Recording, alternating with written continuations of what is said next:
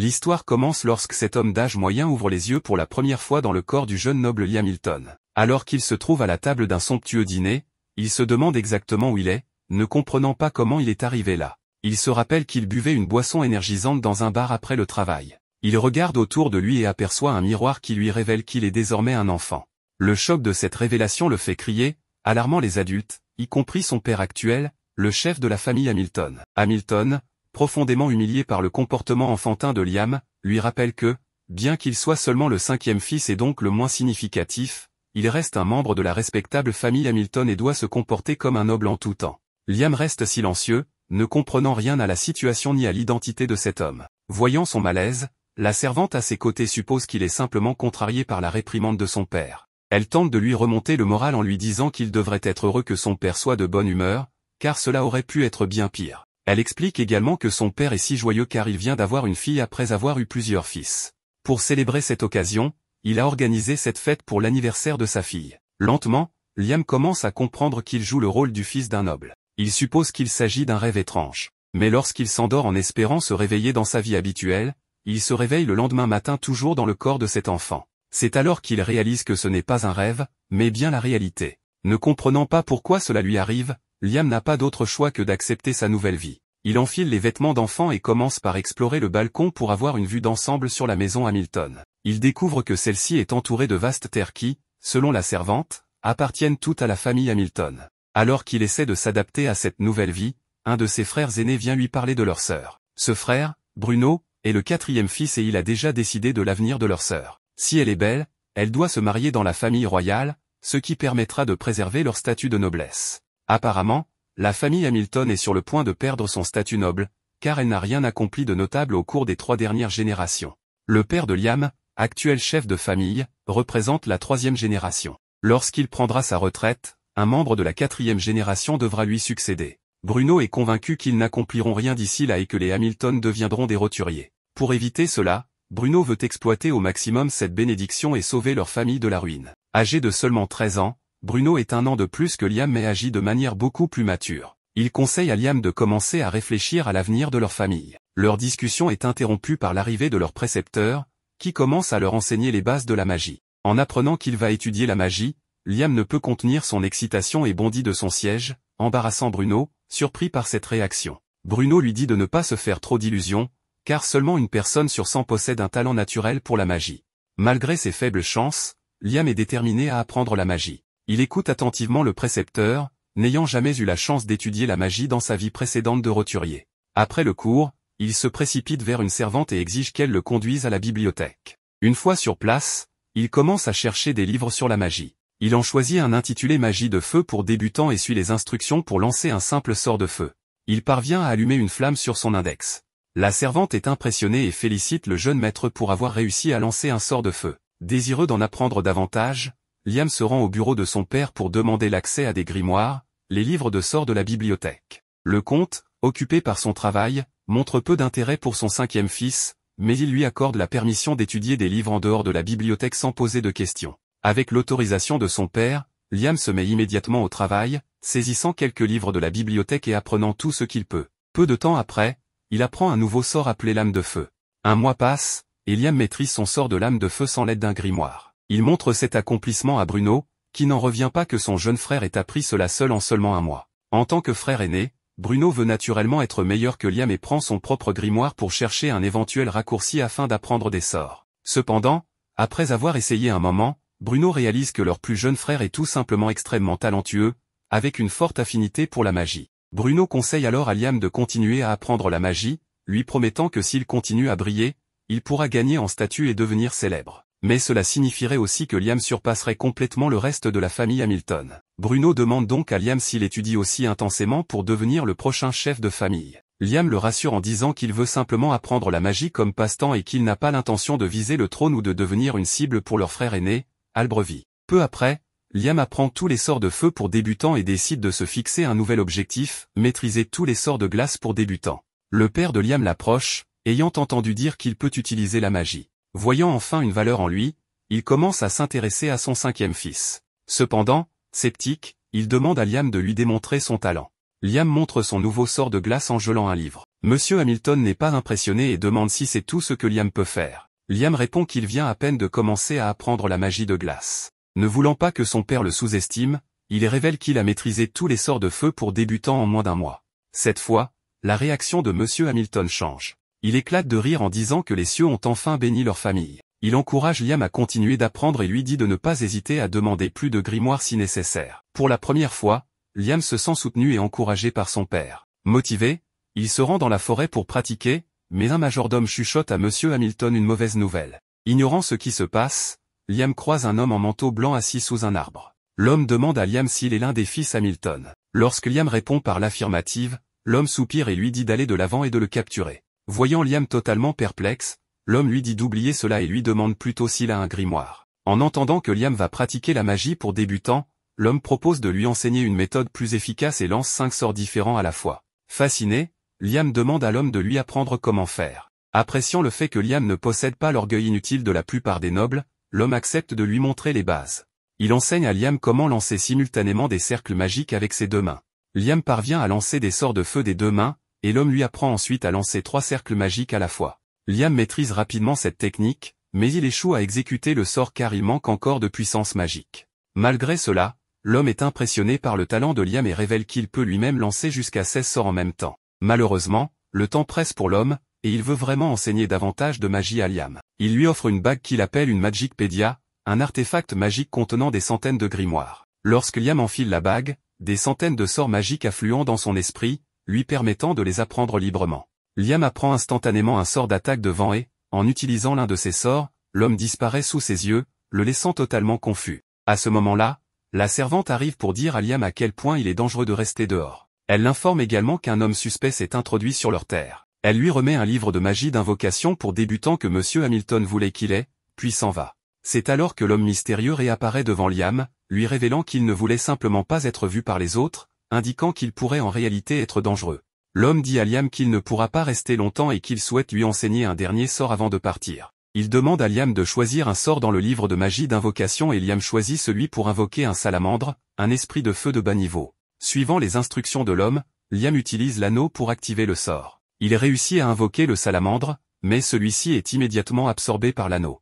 L'homme explique que l'anneau fonctionne comme un carnet infini, absorbant le contenu de la manière dont le salamandre a été invoqué. Réalisant à quel point cet anneau est incroyablement précieux, Liam propose de le rendre à l'homme, mais celui-ci affirme que l'anneau n'est pas si spécial, il permet simplement à son utilisateur de ne pas avoir à transporter des grimoires volumineux. Comprenant cela, Liam continue d'utiliser l'anneau pour apprendre davantage de sorts d'invocation à partir du grimoire. Une fois qu'il a terminé ses expérimentations, il cherche l'approbation de l'homme, mais découvre que celui-ci a disparu. La seule chose qui reste est un message sur le sol conseillant à Liam de continuer à étudier la magie et de ne jamais parler à quiconque de leur interaction. Bien que Liam n'ait passé qu'une heure ou deux avec cet homme mystérieux, il le considère comme son maître et lui est profondément reconnaissant pour ses enseignements. Un mois passe et Liam maîtrise ses sorts d'attaque et d'invocation. En utilisant ces sorts, il crée un four fonctionnel, qu'il utilise ensuite pour produire du charbon blanc. Un jour, Bruno rend visite à Liam et est étonné de voir qu'il a déjà fabriqué une quantité considérable de charbon blanc et collecté un sac rempli de cristaux de l'euchrochrome, utilisés pour récupérer de la puissance magique. Liam explique qu'il a créé les cristaux lui-même en utilisant 5 types de magie simultanément, démontrant ainsi ses compétences impressionnantes. Bruno est fier des progrès de son jeune frère, et il suppose que Liam réussira à se débrouiller seul. Bruno annonce qu'il a l'intention de se marier dans une famille noble de Baran pour gagner un peu d'indépendance.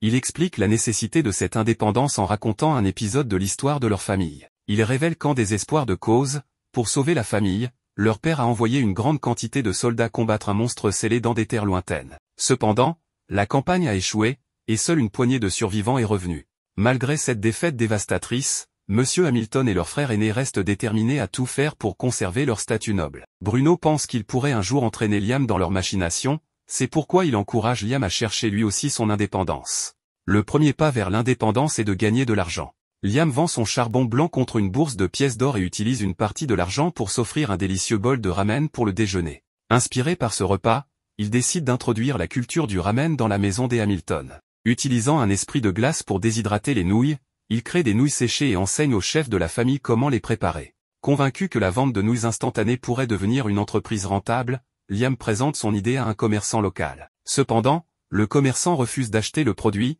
expliquant que seul le fils aîné des Hamilton, Albrecht, a l'autorité pour conduire des affaires au nom de la famille. Alors que Liam quitte le magasin, frustré, Albrevi sort d'une pièce à l'arrière, révélant qu'il a observé de près les progrès de son frère cadet. Jaloux des talents croissants de Liam, Albrevi déclare qu'il ne permettra plus à Liam d'agir librement. Liam rentre chez lui, déterminé, et reste motivé à poursuivre ses ambitions commerciales. Pour l'instant, il stocke tous ses objets créés dans un système de stockage dimensionnel qu'il a fabriqué à l'aide d'un sort appris grâce à l'anneau. Déterminé à continuer son travail sans être vu, Liam utilise un sort d'invocation peu conventionnel pour créer un clone de lui-même. Il prévoit de laisser ce duplicata à la maison des Hamilton pour maintenir les apparences, tandis qu'il part seul dans les terres lointaines pour vendre ses marchandises. Un autre jour, alors que Liam s'entraîne dans la forêt, son frère arrive et lui demande son but. Liam comprend sa question car son frère se sent menacé. Mais le garçon répond qu'il veut être autonome. Pour cela, Albrevi lui conseille de se rendre à la guilde des aventuriers. Liam arrive à la guilde et reconnaît que l'endroit ressemble à ce qu'il avait entendu dire. En entrant, il attire les regards inquisiteurs des autres chasseurs qui se demandent ce qu'un petit enfant fait dans la guilde. L'un d'eux se moque même de lui demandant s'il est venu faire des courses pour sa maman. Concentré, il ignore les vieux imbéciles et se dirige directement vers un homme au regard féroce qu'il suppose être le maître de la guilde. Lorsqu'il lui demande si cet homme est bien le maître de la guilde, celui-ci le reconnaît immédiatement comme Liam Hamilton. Il reconnaît également qu'Albreville a informé de l'arrivée de Liam. Avant d'aller plus loin, il suggère de faire passer un test à Liam, précisant que cela est nécessaire pour ne pas le placer dans une classe trop difficile pour lui. En entendant cela, Liam n'a aucun problème avec l'idée. Pour commencer le test, le maître de la guilde lui ordonne de lancer un sort d'attaque qu'il trouve facile. Il ajoute même que Liam peut prononcer lentement son incantation, mais Liam n'a absolument aucune idée de l'utilité d'une incantation.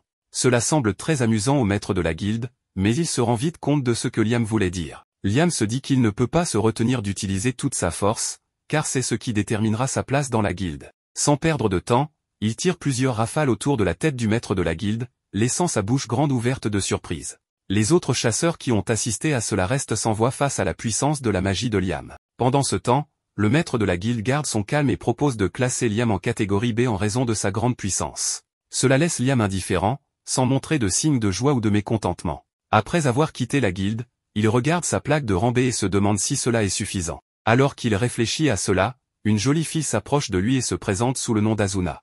Elle propose de former une équipe avec lui, étant donné combien il est dangereux de chasser seul. Voyant à quel point elle est belle, Liam, tombant sous son charme, accepte rapidement son offre. Les deux se serrent la main pour sceller l'accord et partent ensemble. En chemin, Liam rappelle à Azuna qu'ils n'ont pris aucune mission de chasse de la guilde. En réponse, elle révèle que les missions de chasse sont seulement attribuées aux chasseurs de rang A et plus. Les chasseurs de rang B, comme eux, doivent se débrouiller pour trouver des monstres dangereux et les ramener à la guilde pour une récompense. Alors qu'elle explique cela, les deux sont attaqués par une meute de loups-garous monstrueux.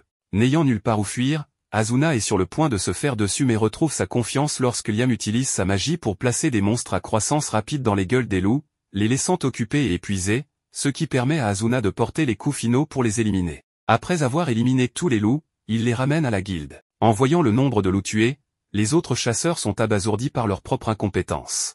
Le maître de la guilde est ravi que les deux aient pu abattre 42 loups à eux seuls. Il réalise la force qu'ils possèdent et leur propose de les embaucher pour une véritable mission de chasse.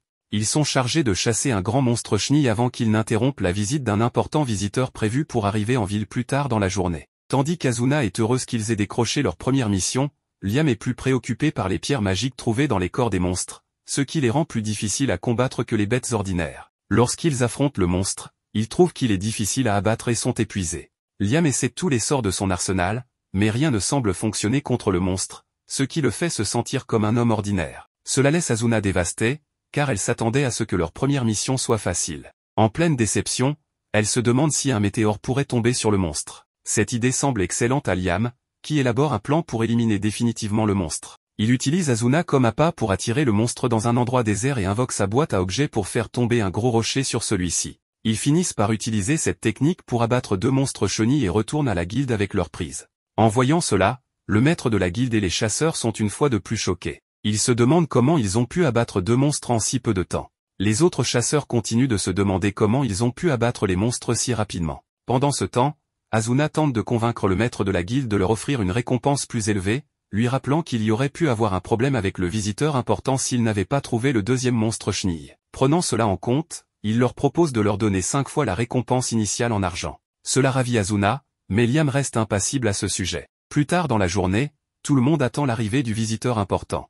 Alors que Liam attend, son frère aîné vient le féliciter pour ses succès depuis son entrée dans la guilde. Il lui conseille de continuer sur cette lancée et part. En le voyant, Asuna imagine immédiatement qu'Albreville serait très rude, ce à quoi Liam acquiesce, car Albreville l'a toujours vu comme une nuisance. Sur une note plus positive, la personne importante arrive. En marchant parmi la foule qui le salue, il pose les yeux sur Liam et Asuna, et elle est frappée de stupeur par son regard. Plus tard dans la journée, Liam rencontre l'invité important, qui se présente sous le nom de James Stanley. Lorsque Liam se présente à son tour, James réagit comme s'il connaissait le père de Liam. Ne voulant pas s'attarder sur ce sujet, il cherche à savoir pourquoi Liam possède une bague qui appartenait à quelqu'un qu'il connaît, nommé Raymond. Il s'avère que Raymond était le maître de Liam. Au début, James tente de plaisanter en suggérant que Liam a volé la bague, mais en entendant Liam mentionner que Raymond était son maître, il se calme. Les deux commencent à discuter de l'époque où Liam était l'élève de Raymond, ce qui amuse beaucoup James. Il souhaite voir à quel point un élève de Raymond peut être puissant. Pour le découvrir, il demande à un de ses proches de se protéger contre le meilleur sort de Liam, espérant voir à quel point il est fort. D'ordinaire, Liam ne juge pas nécessaire de prononcer des incantations, mais il se souvient avoir lu quelque part que prononcer des mots pouvait rendre un sort plus puissant. Dans cet esprit, il utilise les noms de ses 3 chanteurs préférés comme incantation pour lancer des missiles magiques sur Simon, un des proches de James. Au début, on dirait que Simon parvient à bien se défendre, mais les missiles finissent par traverser son bouclier magique et l'évanouir. En voyant cela, James est très satisfait de l'efficacité des pouvoirs de Liam. Il lui propose de lui donner le titre de chevalier, pour lui donner la chance d'être indépendant de sa famille. Plus tard dans la journée, James fait de Liam un chevalier, comme il l'avait promis. Il espère que cela l'aidera à sortir de l'ombre de ses frères. Une fois le rituel de l'adoubement terminé, James cherche à en savoir plus sur le temps de Liam passé avec Raymond. Il connaît Raymond comme étant un farceur et veut savoir si Liam a déjà fait l'expérience de ses blagues. À ce moment-là, Liam se souvient du moment où son maître lui avait laissé 100 kg de poussière d'or comme cadeau de fin d'études, après l'avoir jeté dans l'eau et l'avoir obligé à perfectionner sa compétence de boîte à objets avant de pouvoir y accéder. Bien que cela ait été censé être un cadeau, Raymond révèle que le mystère derrière cela était un test de fin d'études pour Liam. En entendant cela, James comprend immédiatement que l'or n'était qu'une diversion, et que le véritable cadeau de fin d'études pourrait être tout proche, mais pas caché en évidence. Pour le découvrir, Liam retourne sur le site et utilise sa boîte à objets pour absorber toute l'eau du lac. En marchant à travers le lac asséché, il se demande ce que son maître aurait pu lui laisser. Il tente de décoder les derniers messages de son maître et finit par élaborer un plan pour extraire la poussière d'or seule et la déposer dans le lac vide. Après avoir fait cela, une porte mystérieuse s'ouvre. Liam descend les escaliers sous le lac vide et trouve une lettre ainsi qu'un livre. La lettre révèle que le livre, qui est un grimoire de niveau maximal, est son véritable cadeau de fin d'études. En prenant le livre, il se rend compte qu'il détient le pouvoir d'un autre monde. Curieux de découvrir ce que ce pouvoir renferme, il est déterminé à l'étudier pendant des heures. Il continue à pratiquer les sorts, mais cela ne donne aucun résultat favorable. Après plusieurs essais, il réussit enfin, et le sort révèle un énorme miroir. Liam entre dans le miroir et découvre un espace alternatif, dans un monde différent de celui du magicien. De plus, l'espace augmente à mesure qu'il devient plus puissant, car il peut y loger des gens, ce qui le rend plus efficace que la boîte à objets. Liam reste à imaginer les possibilités infinies de ce sort. Il est incroyablement reconnaissant envers son maître de lui avoir laissé quelque chose d'aussi puissant. Un mois plus tard, Liam et Asuna combattent une grande grenouille. Ils tentent d'utiliser des salamandres de feu contre elle, mais elles n'ont aucun effet. Cela irrite la grenouille, qui est prête à les attaquer avec de la foudre. Liam utilise ses pouvoirs du monde parallèle et emmène Asuna avec lui pour les protéger de l'attaque de la grenouille. Finalement, la grenouille perd connaissance, ce qui permet à Asuna de l'achever. Ils apportent la pierre magique de la grenouille à la guilde, et le maître de la guilde est surpris qu'ils aient réussi cela, surtout étant donné que c'était un travail classé. Cependant, il semble faire comme si Liam avait tout fait seul. Cela agace Asuna, mais elle ne le prend pas trop mal. Elle se demande comment elle pourrait devenir plus forte pour rivaliser avec la puissance de Liam. À ce moment-là, le maître de la guilde suggère qu'elle devienne sa familière, car cela améliorerait ses pouvoirs en fonction de ceux de son maître. En entendant cela, Asuna est ravie et accepte de devenir la familière de Liam, même si l'un des effets secondaires est qu'elle ne pourrait jamais lui dire non.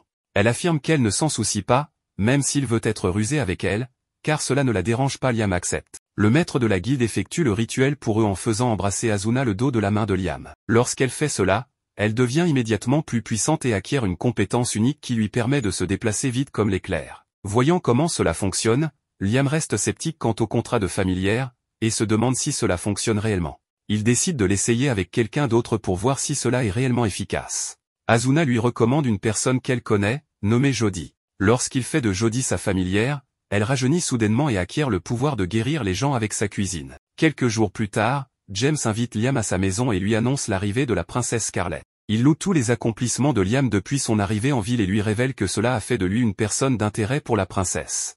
Il ajoute que la princesse souhaite voir ses familiers et observer leurs capacités uniques. En entendant cela, Liam refuse immédiatement, car il pense que cela serait irrespectueux envers ses familiers, qui sont ses amis et non des objets de spectacle. Après qu'il ait dit cela, James le laisse partir. Nous découvrons alors que la princesse n'est en réalité que la servante déguisée, et ayant entendu toute leur conversation, elle croit que Liam n'oserait pas lui dire la même chose en face. Le protagoniste est allé rencontrer la princesse et a été impressionné par l'importance de cette femme. Il se présente, et elle lui dit qu'elle veut aller droit au but.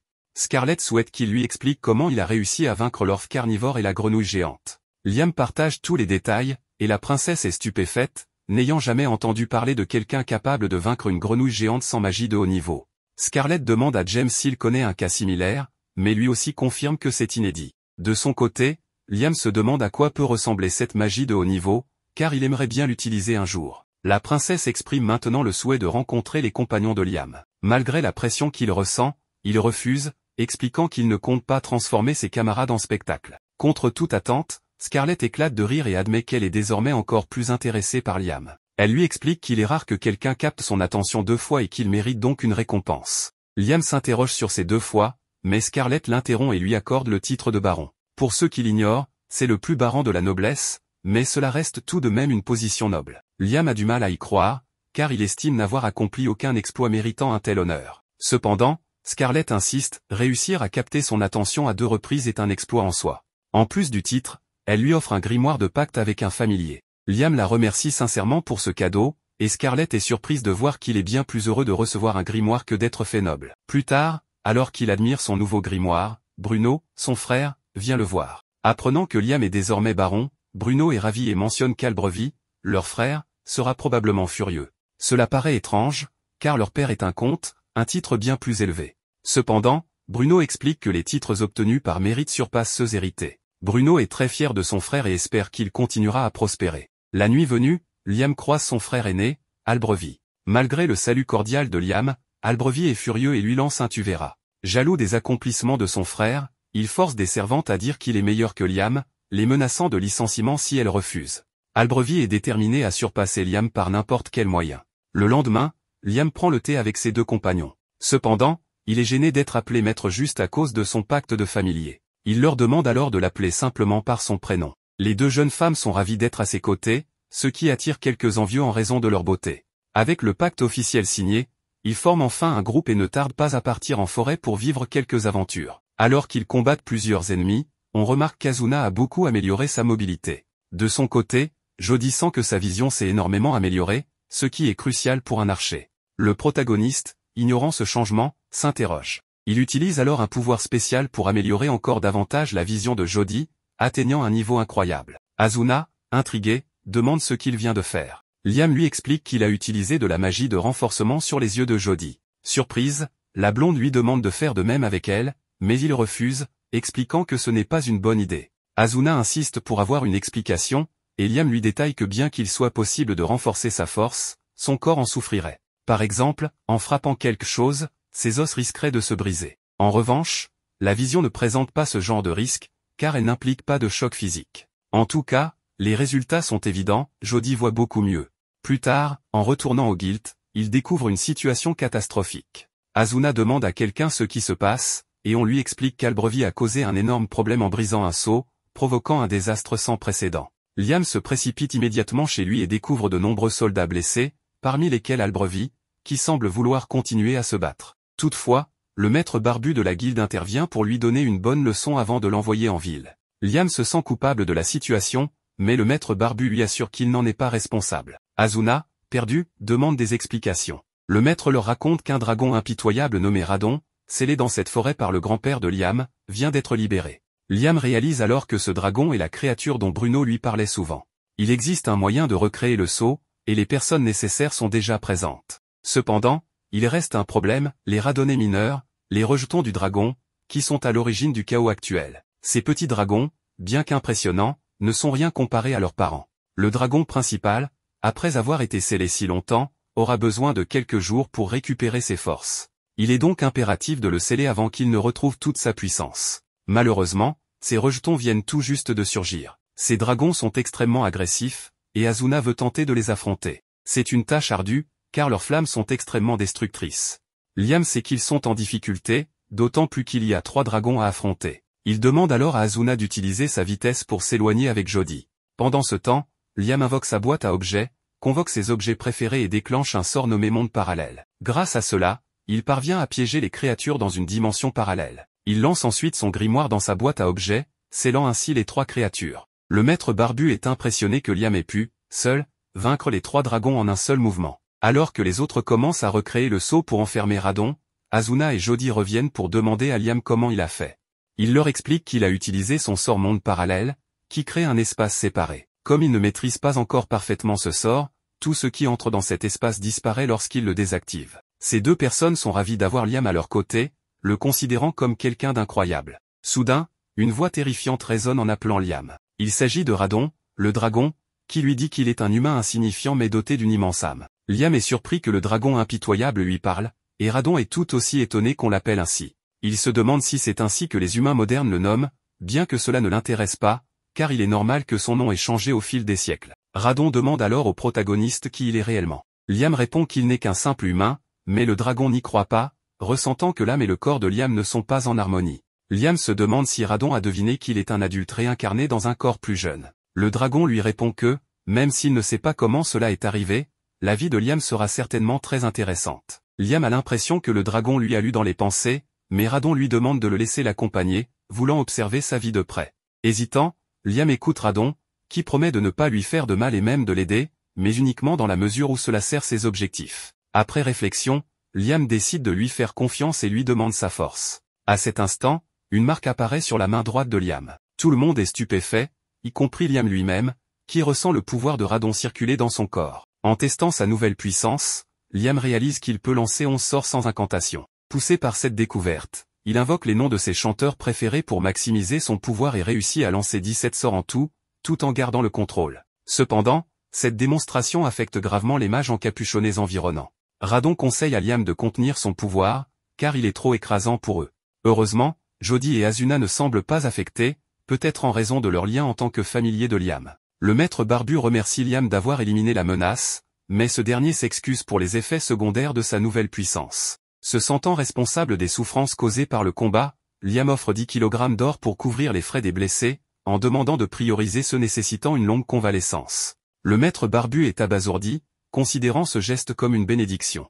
Dans son esprit, il commence à souhaiter que Liam devienne le chef des Hamilton pour le bien de tous.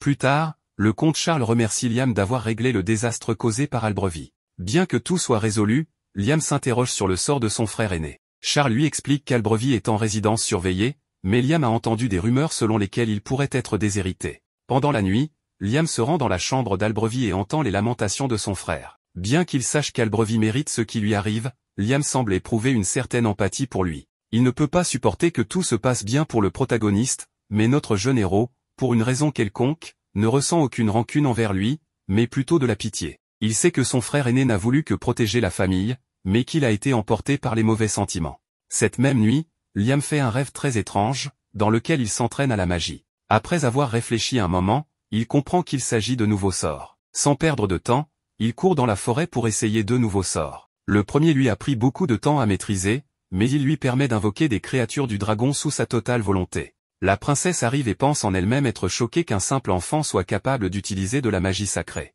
Liam lui demande ce qu'elle fait dans cette zone, et elle lui répond qu'elle est venue voir le seigneur Hamilton, qui est désormais Liam. En résumé, elle est venue lui remettre une récompense pour avoir vaincu le dragon impitoyable. Malheureusement, le père de Scarlett ne lui permet pas de lui accorder un titre plus élevé, mais en échange, il le nomme chevalier de 3e classe de l'ordre du Phénix. Liam hésite à accepter ou non, mais elle insiste, car le peuple a besoin de la tranquillité d'esprit, sachant que le dragon a été vaincu et qu'un héros existe. En y réfléchissant, Liam ne trouve pas cela si mal, mais elle veut maintenant savoir comment il a vaincu le dragon, car selon la méthode, elle pourrait le déclarer héros du royaume. Liam sent qu'il doit tout lui expliquer pour apaiser les choses. De bonne foi, il commence à le faire, mais l'expression de Scarlett lorsqu'elle entend la suite le terrifie, elle n'arrive pas à croire ce qu'il vient de dire. Elle se rend compte que ce qu'elle a vu tout à l'heure était de la magie sacrée, mais ce qu'elle vient d'entendre prouve le contraire. Elle lui demande de ne raconter cela à personne avant d'avoir de nouvelles informations. Le lendemain, La princesse envoie à Liam 3000 pièces d'or, une somme totalement démesurée, à vrai dire. James discute avec le protagoniste et veut savoir si ce dernier peut vraiment utiliser la magie sacrée. Le jeune héros sait qu'il ne doit rien révéler, car la princesse a payé cher pour son silence. Cependant, James, avec son expérience, commence à soupçonner que la princesse cache quelque chose et veut en avoir le cœur net. Il a lu dans un rapport que le gigantesque dragon s'est transformé en lumière et s'est introduit dans le corps de Liam. Ne pouvant plus garder le secret, Liam finit par avouer qu'il peut désormais utiliser certains sorts de magie sacrée. Pour prouver ses dires, il montre le sort Clear, qui élimine tout état altéré, comme une purification. James, impressionné, lui demande s'il connaît la guerre des 3 dragons. N'en ayant jamais entendu parler, Liam écoute attentivement. James raconte qu'autrefois, 3 dragons se sont affrontés, mais un seul a triomphé grâce à l'usage de la magie sacrée. Ce dragon vainqueur s'est uni à une humaine, qui a utilisé la magie sacrée pour fonder une nation, celle où il se trouve actuellement. Initialement, on pensait que cette union signifiait la fondation d'une famille, mais James commence à croire que ce n'est pas le cas. Il pense que Liam, en étant lié au dragon, revit ce qui s'est passé à la fondation de la nation. James partage ses inquiétudes, notamment concernant les Hamilton, et plus particulièrement le père de Liam. Les Hamilton ont été déclarés nobles pour avoir scellé un dragon autrefois perçu comme une menace. Mais si ce dragon est en réalité l'ancêtre de la nation, leur titre pourrait être révoqué. James ajoute qu'un danger encore plus grand serait que le dragon, rempli de colère, cherche à se venger, ce qui plongerait la nation dans le chaos. Cependant, le dragon a dit à Liam qu'il se moquait de l'opinion des humains et qu'il recevrait un nouveau nom dans quelques siècles. Il a également avoué s'intéresser à la vie de Liam, ce qui rassure James, car cela signifie que la nation ne devrait pas être en danger. James conclut que grâce à cette situation, tout le monde peut se sentir en sécurité, et Liam pourrait même être vu comme le sauveur de la nation. En marchant, Liam réfléchit à la possibilité de préparer à l'avance les sorts qui prennent du temps à s'activer. Plus tard, il retrouve ses 2 camarades, qui lui annoncent qu'il y a de nombreuses demandes pour rejoindre leur groupe. Sa renommée, due à la défaite du dragon, attire beaucoup de monde, et il devra choisir parmi une liste de candidats en tant que chef de groupe. De retour chez lui, une de ses camarades lui annonce qu'il a reçu des propositions de mariage, y compris une recommandation de Bruno, qui lui présente le profil d'une jeune fille, parente de sa femme. Bruno ne comprend pas pourquoi tout ce tapage. Il demande au protagoniste ce qu'il a fait pour être si populaire. Certes, il a vaincu un dragon, mais il doit y avoir autre chose pour que même des nobles de haut rang veuillent le rencontrer. Le protagoniste, déconcerté, ne sait pas quoi penser, car il n'avait jamais connu une telle popularité, même dans sa vie précédente. Plus tard, il invite ses camarades pour leur montrer quelque chose dans le monde parallèle, une immense maison qu'il a fait construire et qu'il a déplacée dans ce lieu. Grâce à sa maîtrise totale du sort, les objets ne disparaissent plus comme avant. Jody trouve cependant la maison trop lumineuse et aimerait davantage d'obscurité. Le protagoniste invoque alors un esprit d'obscurité pour assombrir l'endroit, mais comme l'obscurité devient totale, il fait apparaître une salamandre de feu pour allumer une cheminée, ce qui améliore l'ambiance. Le problème est que l'esprit d'obscurité, étant de bas niveau, ne peut pas contrôler l'intensité de l'obscurité. Asuna remarque que ce serait bien que les esprits puissent évoluer comme les humains. Cela donne une idée brillante à Liam, qui décide soudain de conclure un pacte avec l'esprit d'obscurité. Grâce à ce pacte, l'esprit monte de niveau, permettant à Liam de contrôler parfaitement l'obscurité et de la rendre plus naturelle. L'esprit le remercie et lui demande de l'invoquer en cas de besoin, mais Liam ne connaît pas encore le sort d'invocation pour les esprits de niveau intermédiaire. La grand-mère de l'obscurité lui explique que son anneau lui permet d'y stocker un sort d'invocation de niveau intermédiaire, bien qu'ils doivent s'entraîner un peu. Après un moment, il réussit à sceller l'esprit dans l'anneau et commence à faire évoluer la salamandre, qui devient un charmelion. Il enchaîne avec d'autres esprits, ce qui lui donne littéralement une belle collection d'esprits évolués, tout cela avec un simple anneau. Le protagoniste est maintenant si puissant qu'il peut posséder plusieurs esprits de niveau intermédiaire, alors que les grimoires nécessaires à cela sont normalement des trésors réservés à la noblesse. Le lendemain, à la demande de Radon, Liam s'aventure dans la forêt. Le dragon lui demande d'invoquer l'un de ses enfants, ce que Liam réussit après beaucoup de pratique. Cependant, l'espace commence à se distordre, et il aperçoit une multitude de fées. Les fées s'enfuient à la vue d'un humain, mais Liam leur annonce qu'il est là au nom de Radon. Peu à peu, elle s'approche et confirme que le dragonnet est bien le fils du dieu dragon, comme elle l'appelle. Liam explique qu'il est venu parce que Radon veut qu'ils prennent en charge leur protection.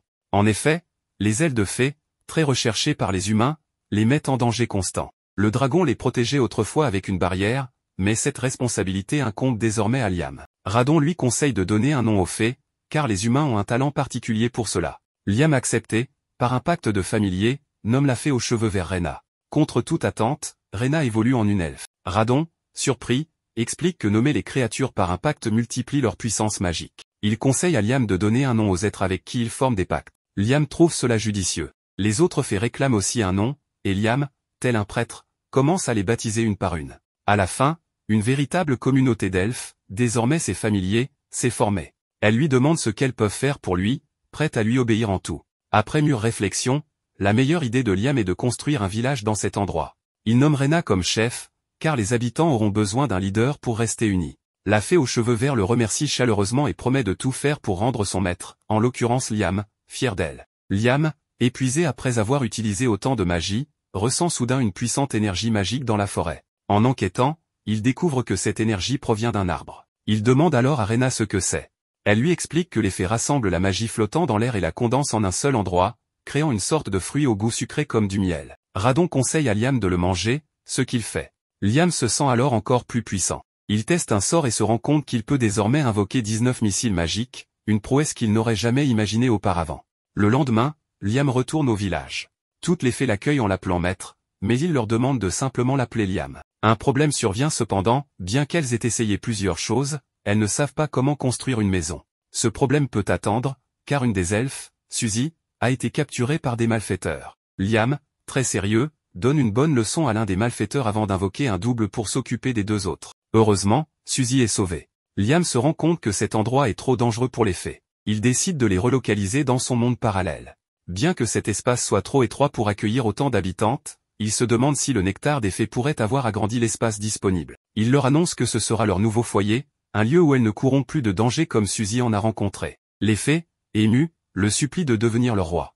Liam, un peu pris au dépourvu, finit par accepter, mais précise qu'il sera simplement leur leader, pas leur roi. Liam sait que le monde parallèle n'est qu'une solution temporaire. Il devra trouver des terres où elles pourront vivre durablement. Plus tard, alors que tout le monde profite de nouilles instantanées, Liam s'entraîne à utiliser un sort de magie sacrée transmis par Radon.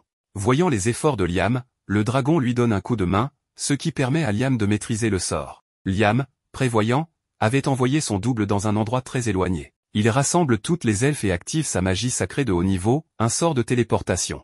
Ils se retrouvent instantanément à 100 km de leur position initiale, dans un endroit appelé la Terre Scellée. Cet endroit se trouve à 4 jours de marche, mais grâce à sa capacité de téléportation, Liam peut se rendre immédiatement dans tout lieu visité auparavant. De plus, tout endroit exploré par son double est automatiquement considéré comme visité par l'original. Pour l'instant, il faut 4 jours à Liam pour recharger son sort, mais il espère le maîtriser bientôt. Le dragon lui demande de poser sa main sur son emblème pour briser le sceau qui protégeait cet endroit. Auparavant, Radon le protégeait, bien qu'il ne dise pas pourquoi. Ce lieu deviendra le nouveau foyer des elfes, qui sont ravis de ce cadeau. Rena informe Liam qu'elles n'ont trouvé aucune goutte d'eau malgré leurs recherches. Liam répond que la terre est très fertile et qu'il doit forcément y avoir une source d'eau quelque part. Il invoque l'esprit de l'eau pour leur venir en aide. Immédiatement, l'esprit détecte une source, leur épargnant de longues journées de recherche. Il décide alors de construire le village à cet endroit. Pendant ce temps, Liam s'entraîne à utiliser son sort de téléportation sur de courtes distances. Il sait que l'utiliser fréquemment l'aidera à mieux le maîtriser. De plus, grâce à certains cristaux, il peut presque instantanément récupérer son énergie magique. Après de nombreuses séances d'entraînement, Liam finit par maîtriser parfaitement le sort de téléportation. Avant de partir, il fait ses adieux aux elfes. Il informe Rena que les jeunes dragons veilleront sur elle en son absence et leur promet de revenir rapidement. Liam se rend alors auprès de la princesse, qui a une question à lui poser. Elle veut savoir si le dragon lui a parlé d'une terre promise. Liam répond que non, mais il mentionne une terre scellée. La princesse insiste pour visiter cet endroit. Plus tard, un ingénieur de la cour arrive, et Liam le duplique avant d'utiliser son sort de téléportation pour se rendre sur place. Une fois là-bas, Scarlett est stupéfaite. Elle demande à Radon, via Liam, si cet endroit est bien la terre promise. Le dragon répond qu'il n'a jamais promis de terre aux humains, mais ne nie pas que cet endroit pourrait être cette fameuse terre promise. Bien que cela soit un peu flou, Scarlett est convaincue que ce lieu est le paradis mentionné dans les anciennes légendes. Elle sort alors un objet de sa poche, appelé la clé du destin. Lorsque Liam la prend en main, la terre commence littéralement à flotter, confirmant qu'il s'agit bien de la terre promise. Scarlett s'incline devant Liam et le proclame maître de la terre promise. Elle lui demande de créer une nation sur cette terre, affirmant qu'elle deviendra un véritable paradis pour tous dans un avenir proche. Liam doute de pouvoir accomplir une telle tâche, mais Scarlett lui promet son soutien indéfectible et lui jure fidélité. Les travaux dans la terre promise sont déjà en cours, et les elfes s'efforcent de construire leur village sous les ordres du double de Golak, l'ingénieur royal. Pendant ce temps, notre protagoniste se consacre à éliminer les monstres de la région. La princesse l'observe, émerveillée par sa puissance, et ne cesse de l'appeler maître. Liam lui demande pourquoi elle n'est pas à la capitale, mais une surprise l'attend, elle lui demande d'arrêter de la traiter comme une altesse, car elle est désormais sa servante. On raconte que la famille maternelle de Scarlett possède du sang de dragon, ce qui signifie qu'elle doit servir le grand dieu dragon Radon. Radon ordonne à Liam de conduire Scarlett dans un endroit situé au nord. À leur arrivée, ils découvrent des ruines avec des inscriptions étranges et un gardien métallique prenant la forme de Radon.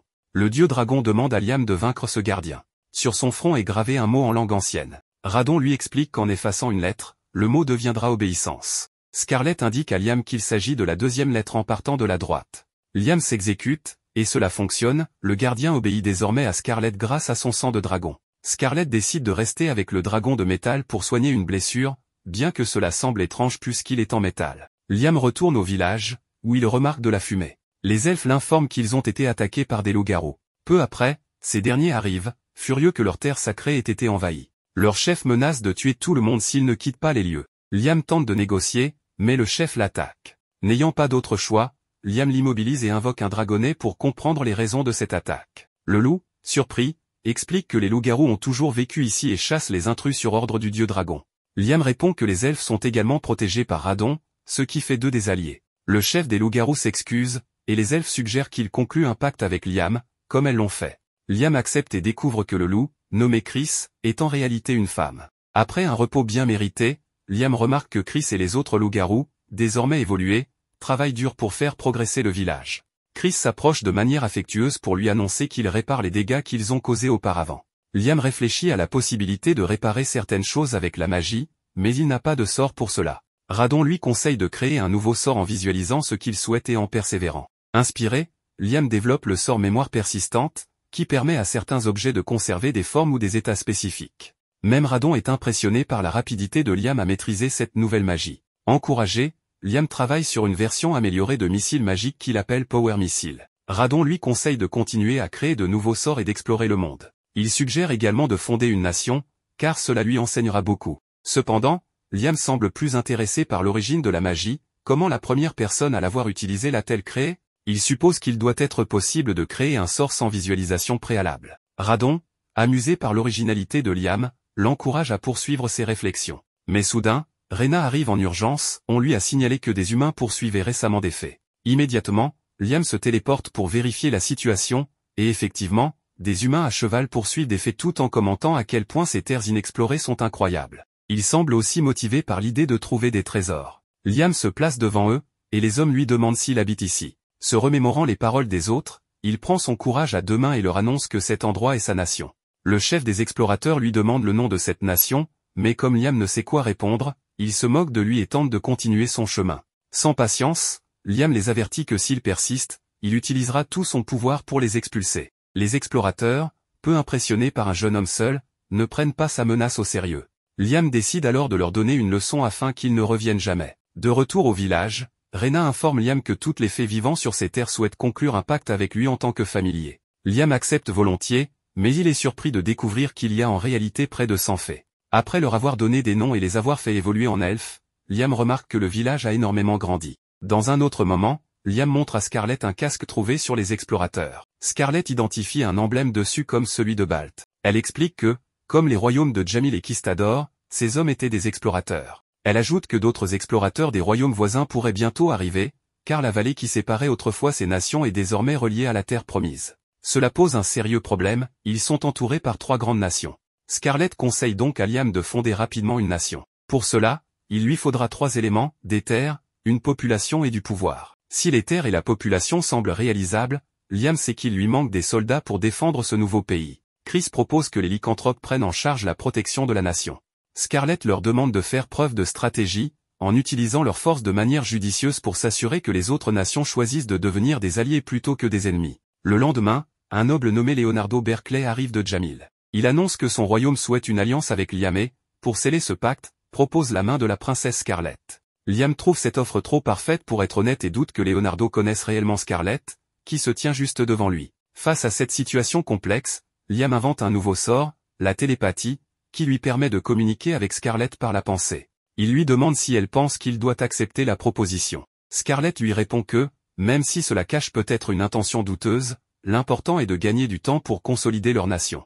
Liam accepte donc, mais demande un délai d'1 an avant la célébration du mariage, expliquant que cela permettra à la nation d'être mieux préparée pour accueillir une princesse. Leonardo accepte et promet de transmettre ce message au roi de Jamil. Peu après, Liam et son clone utilisent la téléportation pour visiter la demeure de Scarlett dans la capitale. Liam n'y est jamais allé, mais son double l'avait déjà visité avec Scarlett, lui permettant ainsi d'utiliser cette capacité. Scarlett, après avoir confirmé qu'il s'agissait bien du vrai Liam, l'accueille dans son manoir. Liam, curieux, admet qu'il aimerait explorer la capitale, mais Scarlett lui rappelle qu'en tant que dirigeant d'une autre nation, il ne peut pas se permettre d'être vu ainsi. Alors qu'il se prépare à prendre un thé, Liam sent quelque chose d'étrange, c'est comme si Radon était présent dans cet endroit. Le dragon confirme que oui, bien que ténu, son pouvoir est présent dans cet endroit. Liam interroge Scarlett pour savoir si quelque chose lié à Radon se trouve ici.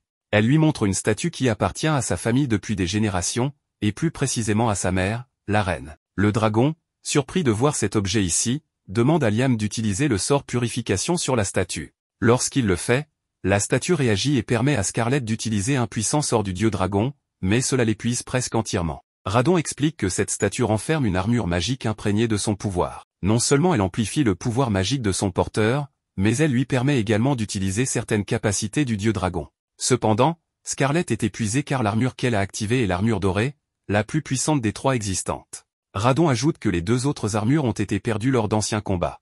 Liam demande comment ces armures magiques sont fabriquées. Radon explique que leur création nécessite du mithril pur. Scarlett promet d'en fournir immédiatement. Après plusieurs essais, mélange et beaucoup de magie, ils parviennent à un résultat exceptionnel. Liam propose à Scarlett de faire un pacte avec l'armure, ce qu'elle accepte. Scarlett obtient ainsi une nouvelle armure, désormais liée à elle, qui ne l'épuise plus autant. Elle remarque que l'armure semble vivante, et Radon explique que les objets magiques de très haut niveau, comme les armures et les épées démoniaques, sont presque des êtres vivants. Intrigué, Liam décide de nommer l'armure Ares. Scarlett ressent immédiatement une légèreté et une puissance accrue. Même Radon avoue qu'il n'avait jamais envisagé un pacte de ce genre auparavant. Grâce à cette innovation, Scarlett devient bien plus puissante. Radon partage ensuite une anecdote avec Liam, il avait donné un nom à un artefact, mais n'avait jamais fait de pacte avec lui comme familier. Il s'agit du dragon de métal, qui est en réalité l'armure personnelle de Radon. Liam comprend que c'est cette armure que Radon avait utilisée lors de la guerre des 3 dragons. Liam demande la permission de l'utiliser, ce que Radon accepte. Liam se rend au village pour observer le dragon de métal. Impressionné par cette gigantesque statue mobile dotée d'une volonté propre, il décide de faire un pacte avec elle. Une fois lié au dragon de métal, Liam se sent extraordinairement puissant, capable de lancer 37 missiles en même temps. Cependant, après son premier sort, il s'épuise complètement. Radon explique que Liam est le 3e à avoir survécu après avoir porté cette armure, et le premier à avoir réussi à lancer un sort. Radon ajoute que, si Liam parvient à maîtriser totalement cette armure, il pourrait régner sur le monde entier.